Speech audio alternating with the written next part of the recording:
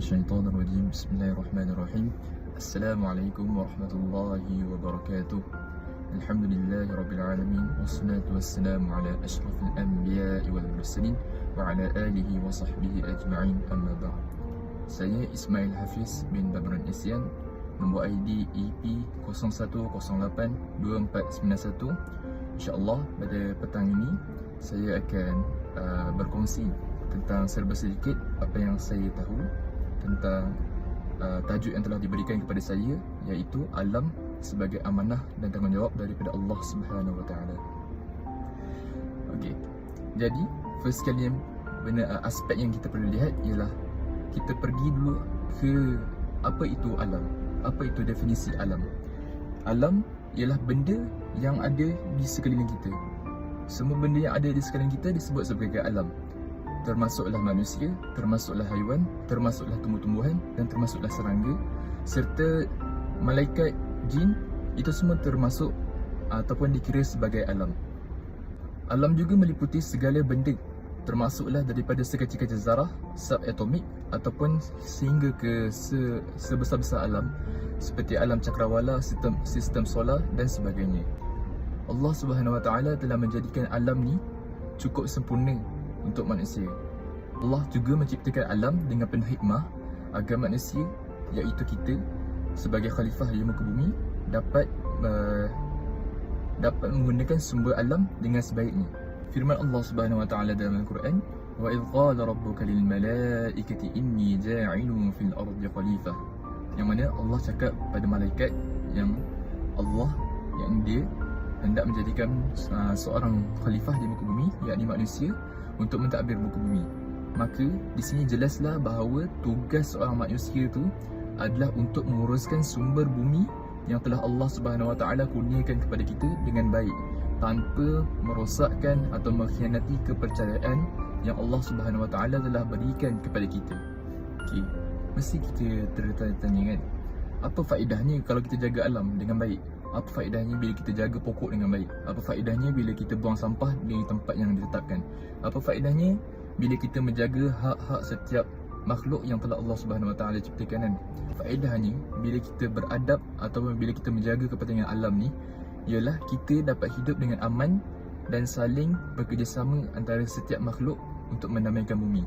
Okay, pernah tak kita terfikir macam mana kita nak gunakan alam ni sepenuhnya? Bagaimana kita nak gunakan alam ni dengan sebaiknya untuk kita menambah baik diri kita, sambil kita dapat menjaga amanah daripada Allah Subhanahu Wa Taala, sambil kita dapat mentadabburi apa yang Allah Subhanahu Wa Taala telah firmankan dalam Al-Quran tentang kelebihan alam yang Allah Subhanahu Wa Taala telah ciptakan ni. Okey, sebagai satu contoh.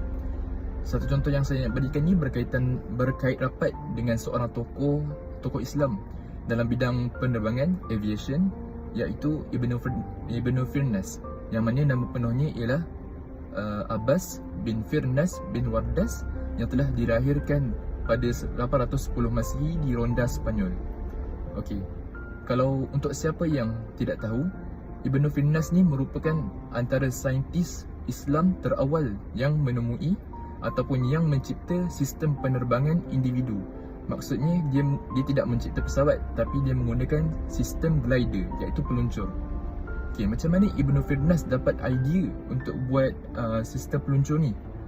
Okay, pada satu hari Ibnu Firnas ni dia duduk, lalu dia melihat burung-burung terbang.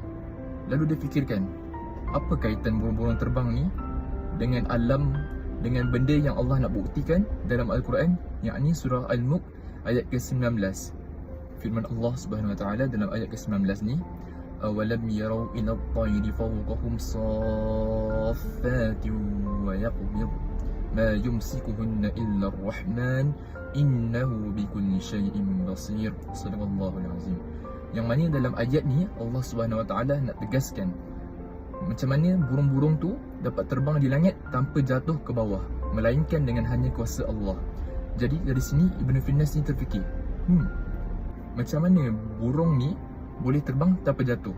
Lalu dia telah menciptakan sebuah mesin terbang yang mempunyai ciri-ciri yang sama seperti burung, yakni ada kepak dan mempunyai bulu pelepah.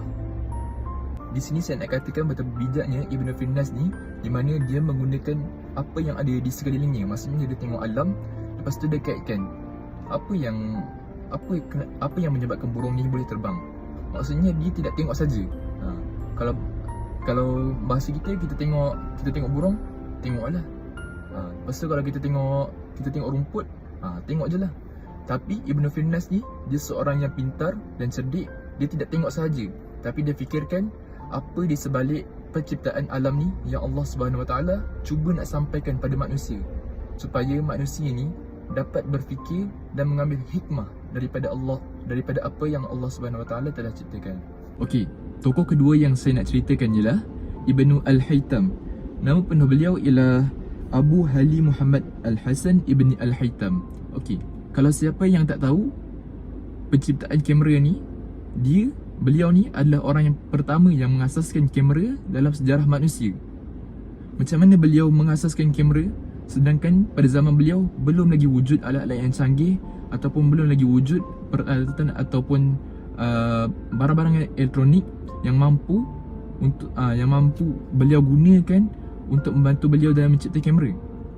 Jadi nak kata pintarnya Ibnu Al-Haytham ni, dia menemui kamera dengan hanya melakukan eksperimen semasa berlakunya gerhana matahari. Maksudnya dengan gerhana matahari itu pun dia dapat menggunakan akal fikiran yang Allah Subhanahu Wa Taala telah berikan, dan dia dapat mencari satu solusi bagaimana untuk mengekalkan sesuatu image pada sesuatu medium. Contohnya mengekalkan sesuatu image pada kertas. Nak katanya kat sini, alam ni penuh dengan hikmah. Hikmah ni maksudnya apa? Pengajaran yang kita boleh ambil sebagai sesuatu penambahbaikan untuk diri kita. Bukan cuma kita tengok alam ni, oh ni rumah, ni kereta, tu haiwan, tu rumput, tu pokok. Bukan. Tapi apa yang Allah Subhanahu Wa Taala nak suruh kita buat ialah mencari tahu apa di sebalik. Macam contoh pokok, macam mana pokok boleh besar? Lepas tu macam mana pasang surut air berlaku? Macam sama juga dengan Al-Quran. Al-Quran Allah Subhanahu Wa Taala turunkan bukan hanya untuk kita baca, tapi Allah Subhanahu Wa Taala turunkan supaya kita dapat mentadaburi, mencari apa maksud tersirat yang Allah Subhanahu Wa Taala cuba nak sampaikan dalam Al-Quran tu.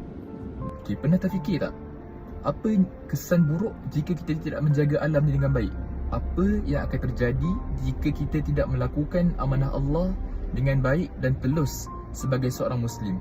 Okay, saya bagi contoh bencana-bencana yang telah berlaku di dunia akibat daripada tangan-tangan manusia yang tidak menjaga alam ni dengan baik. Okey, antara perkara ataupun kejadian buruk pencemaran udara yang sering berlaku di Malaysia, tapi alhamdulillah kebelakangan ni sudah tidak berlaku. Antara contohnya ialah jerebu. Jerebu ni perkara yang paling common untuk kita yang lahir pada tahun 2003 ni.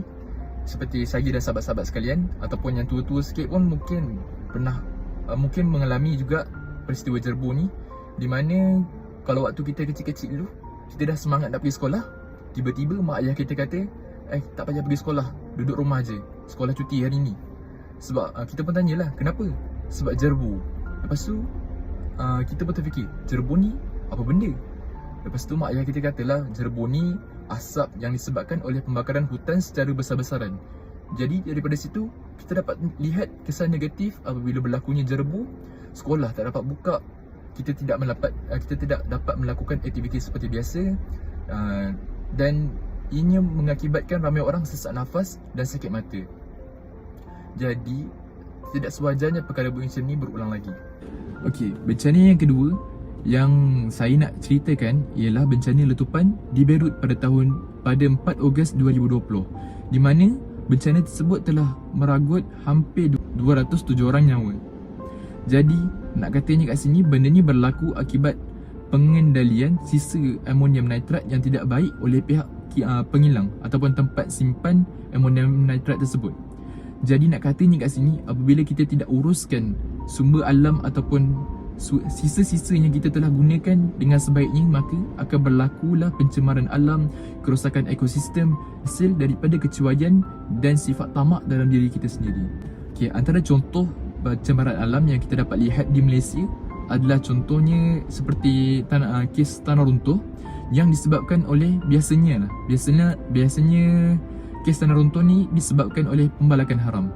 Jadi apabila berlakunya penebangan pokok secara tidak terkawal ataupun dalam kadar yang tinggi dalam satu-satu masa, maka kekuatan tanah untuk melekat pada lereng bukit akan berkurang dan menyebabkan tanah tersebut turun ke bawah dan mungkin menyebabkan kehilangan nyawa. Maka di sini jelaslah bahawa sifat tamak dalam diri manusia yang banyak menyumbang kepada pencemaran alam sekitar. Jadi sebagai mahasiswa, mesti kita tertanya-tanya kan, apa benda yang kita boleh buat untuk sama-sama kita menjalankan amanah dan tanggungjawab yang telah diberikan oleh Allah Subhanahu Wa Taala untuk kita menjaga alam ni dengan baik. Okey. Jadi saya bagi satu contoh yang paling mudah. Mulakan dengan diri kita sendiri, iaitu jadi seorang yang pembersih. Macam mana nak kata bila kita didik diri kita ni jadi seorang pembersih, kita boleh bantu untuk bersihkan alam ataupun untuk jaga alam ni dengan baik. Okey, sebagai seorang mahasiswa, kita kan mahasiswa, jadi mahasiswa dan mahasiswi lah. Jadi macam mana kita nak pupuk semangat pembersih tu dalam diri kita? Okey, contohnya dekat universiti kan, kalau contoh rakan alam sekitar adakan aktiviti gotong royong, jadi kita join program tu. Dengan secara tak langsung kita dapat didik diri kita melalui program-program yang telah disediakan supaya kita jadi lebih cinta kepada alam sekitar. Kita juga dapat pupuk diri kita menjadi seorang yang lebih cintakan alam sekitar dengan sekecil-kecil perbuatan. Saya bagi contoh, apabila kita jalan kan, contoh kita jalan nak pergi ke kelas, lepas tu kita nampak ada plastik roti atas jalan. Lepas tu kita tolong kutip, kita tolong masukkan dalam tong sampah. Andai kata tak ada tong sampah, kita tolong ambil, lepas tu kita simpan dalam poket ataupun dalam beg. Lepas tu jumpa tong sampah, kita buang, kita tolong buangkan. Bukan sahaja kita dapat bersihkan alam, tapi kita juga mampu untuk memperoleh ganjaran pahala daripada Allah Subhanahu Wa Taala. Jadi kesimpulan daripada video saya ni, saya nak ajak kita semua, sahabat-sahabat semua, marilah kita sama-sama menjalankan amanah yang telah Allah Subhanahu Wa Taala berikan untuk kita menjaga alam ni dengan baik. Alam ni bukan tanggungjawab pakcik cleaner nak jaga, bukan tanggungjawab ustazah nak jaga. Alam ni bukan tanggungjawab Perdana Menteri nak kena jaga, tapi alam ni adalah tanggungjawab setiap makhluk Allah. Jadi tugas kita sendiri untuk menjaga dan melindungi alam ni daripada kehancuran. Sebab benda yang kita lihat di sekeliling kita hari ni bukan kita je nak guna, tapi sampai ke anak cucu kita juga. Mereka pun akan merasai, contoh kita buat apa yang baik terhadap alam, mereka pun akan dapat merasai apa kelebihan-kelebihan ataupun faedah daripada alam sekitar. Tapi kalau kita sendiri tak mampu nak jaga alam sekitar ni dengan baik, maka mereka lah yang akan terima akibatnya hasil daripada perbuatan buruk kita. Firman Allah Subhanahu Wa Taala dalam Al-Quran, kuntum khayra ummatin ukhrijat lin-nas ta'muruna bil ma'ruf wa tanhauna 'anil munkar. Kita ni menjadi sebaik-baik umat adalah kerana kita mengajak kepada perbuatan baik dan kita mencegah kepada perbuatan mungkar. Jadi sama-samalah kita mengajak diri kita dan sahabat-sahabat kita untuk sama-sama mencintai alam dengan menjaga kebersihan dan kesucian alam sekitar yang Allah Subhanahu Wa Taala telah sediakan untuk kita, agar kita tergolong dalam golongan yang diredai oleh Allah Subhanahu Wa Taala dan mendapat naungan Allah di akhirat, insya-Allah. Itu sahaja daripada saya. Assalamualaikum warahmatullahi wabarakatuh.